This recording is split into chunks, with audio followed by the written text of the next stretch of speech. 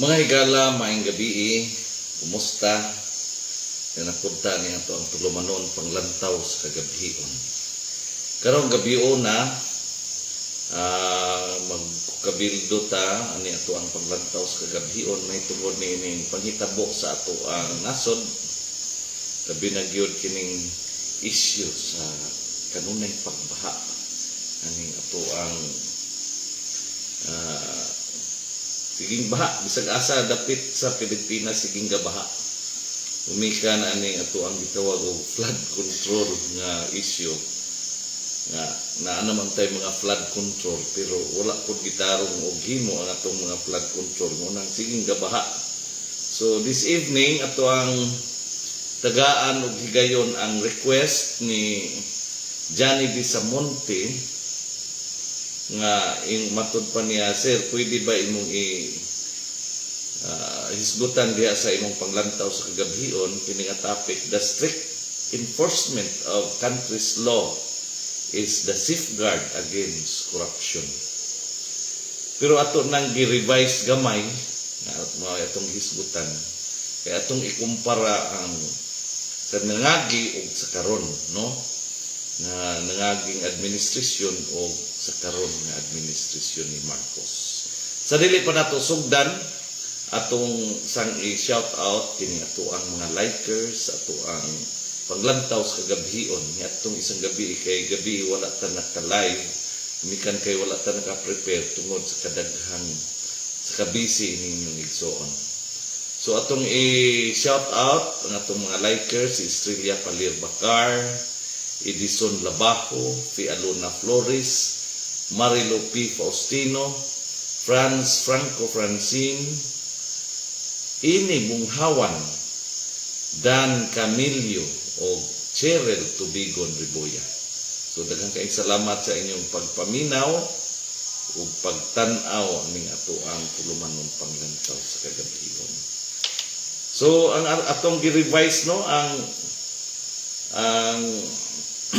title ikan sa request ni Mr. Johnny Bisamonte na strictly law enforcement to prevent corruption. Ato ning gibutang episode title na to, Marcos versus Duterte, Law Enforcement and Corruption. So good evening once again mga kaigsuonan kung tigtanaw o tigpaminaw. Ani ato ang tulumanon panglantaw sa kagabhion. And welcome once again to panglantaw sa kagabhion. Tonight, let us face one reality without sugarcoating. If laws are not enforced strictly, corruption becomes a way of life. And when we talk about law enforcement, dili gyud malikayan nga ikumpara si Rodrigo Duterte ug si Ferdinand Bongbong Marcos Jr. because both of them stood on the same stage of history, but their styles expose their real priorities. Let us start with Rodrigo Duterte. He came in with fire, passion, and brutal words. I hate drugs. I hate corruption. Mo gyud ni iyang balik-balik nga linya. And the people believed. He projected himself as the strong man who would clean the Philippines. But here is the better truth. Duterte enforced the laws selectively. He targeted the small posers, the poor addicts, the powerless street dwellers. Pero sa mga drug lord nga close sa iyang circle, silent. Sa iyang mga general nga gi-accuse of corruption, protected. And when it came to public funds, we saw one of the biggest scandals in the Philippine history, the Farmally deal. 42 billion pesos gone to friends and cronies, while millions of Filipinos were struggling to survive during the pandemic. Dili na lang nato kalimtan ang flood control projects under his administration. Billions were allocated, pero ang resulta, roads destroyed by the first rainfall, rivers dredged only on paper, and people still drowning every typhoon season. Ang budget klaro, pero ang resulta invisible. Nga naman, because the law was not enforced against those contractors and officials. And when it came to confidential funds, let us not close our eyes. Sara Duterte, the Vice President, received billions in funds marked as confidential. Walay klarong liquidation, walay klarong explanation. Confidential became synonymous with uncountable. Mao kini ang legacy ni Duterte ug sa iyang political dynasty. A system that bends the law for their allies and crosses it only against their enemies. Now compare that to Ferdinand Marcos Jr. Let us be clear. BBM is far from perfect.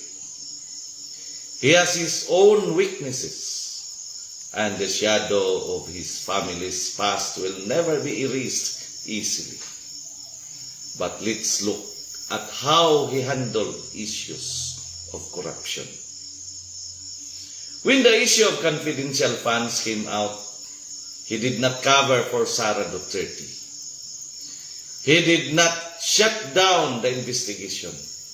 Instead, he allowed COA, Congress, and the Senate to question it openly. This was a major shift. For the first time, the Duterte dynasty felt the sting of accountability. Marcos also acted on the anomalies in infrastructure. He ordered reviews of flood control projects and demanded accountability from agencies that mishandled billions. It is enough? Not yet. But the difference is this. Marcos is not afraid to expose anomalies even if it involves his political allies. That's the dividing line. Duterte talked tough but protected the corrupt. Marcos acts quietly but allows accountability to move. Mga igsoon, let us be honest. Duterte's war on drugs, the war on corruption, were wars only against the weak. BBM's approach may not be dramatic, may not be bloody, but it has something Duterte never had, a respect for institutions. Dili man kaayo charismatic si Marcos. Dili pod siya loud o theatrical sama ni Duterte. Pero remember this, real law enforcement is not about how loud you shout. It's about how consistently you enforce the law.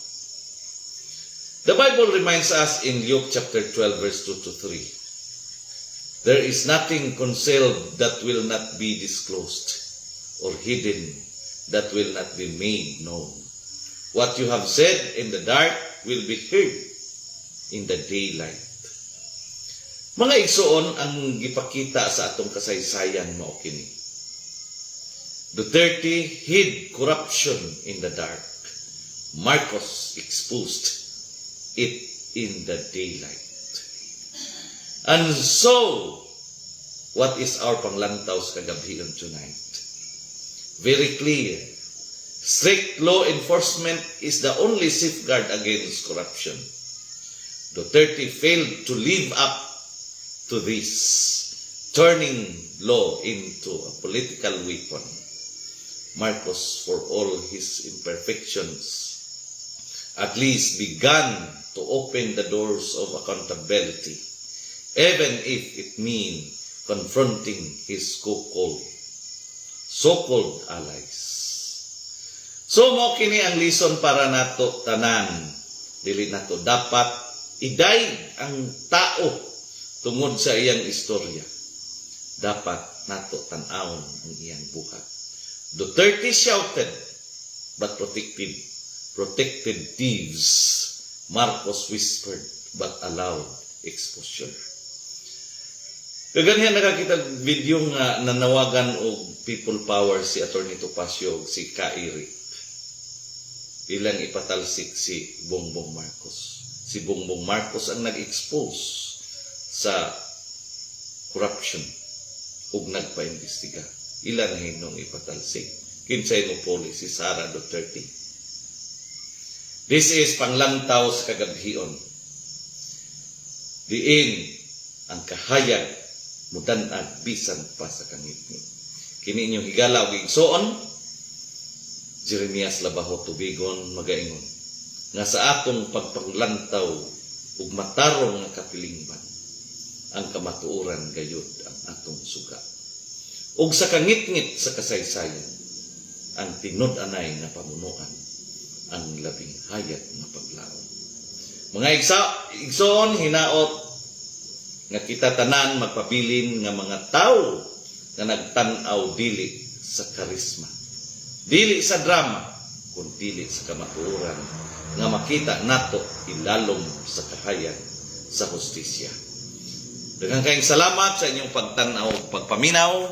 Shout out Revelin Apabli Lagata. Ug ang kini inyo igsoon sa makausapan moingon, ang Dios magapanalangin ug magapanalangin ug magapanalangin kanatong tanan. Mayong gabi.